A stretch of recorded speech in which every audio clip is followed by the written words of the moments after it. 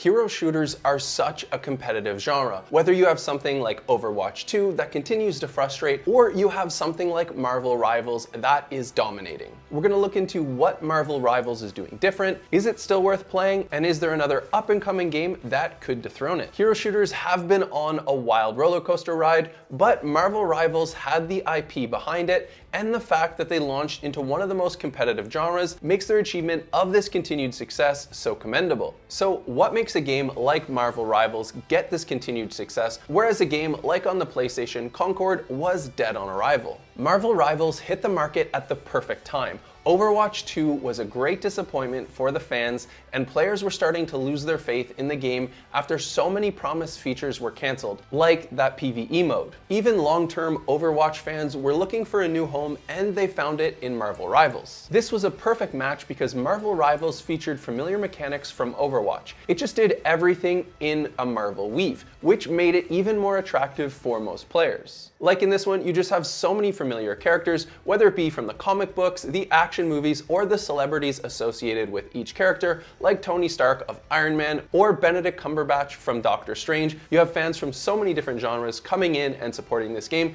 and they continued to make it great with all their new seasons. Another key pillar in the success is knowing the market and pricing, and this is where, in our opinion, Concord kind of dropped the ball. Marvel Rivals Gate kept nothing, while Concord had the audacity to charge players $40 out of the gate, meaning they disregarded the level of competition in their market. Marvel Rivals had no paywall. There was no character gating in the game, so fans could simply pick a hero and go. And like the Fortnite revenue model, once you get a lot of people fans of the game and it helped because you had that Marvel Rivals IP, then you're so much more likely to spend money on things like skins, which of course the developers need to keep the game going because everybody needs to get their salaries, and they were able to execute that in a really good way because, as you can see, people are getting into the game, they're loving the actual gameplay and combat mechanics, and then of course you have those secondary sales as well. And what's great about the character development in Marvel Rivals, they were able to bring unique lore elements between characters, whether it be through combos, voice lines, team-ups, etc. These made the game feel more alive.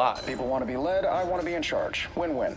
Now, the big thing, competition. What about esports? Well, in 2016, we saw the electric start of Overwatch and how much attention that garnered. Much like Marvel Rivals is feeling now, maybe even stronger. Blizzard was quick to establish an esports scene and even introduce leagues with a franchise system. However, over time, esports scene for Overwatch crumbled and is almost non-existent. However, Marvel Rivals looks to be playing its hand slowly. NetEase has been avoiding to rush anything in this regard and allowing the game to naturally build its competitive circle. And for what we're seeing, there's already competitive players from other esports franchises, even including the old Overwatch ones, that are very competitive in Marvel Rivals, and you're even seeing that on their YouTube channels. And even though their spectator mode might not have been up to esports standard from the beginning, what they dropped from the get-go was really impressive, and we know they're just building things further. So where are we now with Marvel Rivals? Well, we're already seeing it's competing with the giants of like Fortnite, League of Legends, and Valorant. So it's gaining that attention, but it's not near their level yet, so they definitely need to keep the foot on the gas. But if they do and keep things engaging, keeping people excited about the new seasons and the different character matchups that you can participate in, this one is surely set for some great esports success. Let us know in the comments below, are you a fan of Marvel Rivals? And if so, who's your go-to character?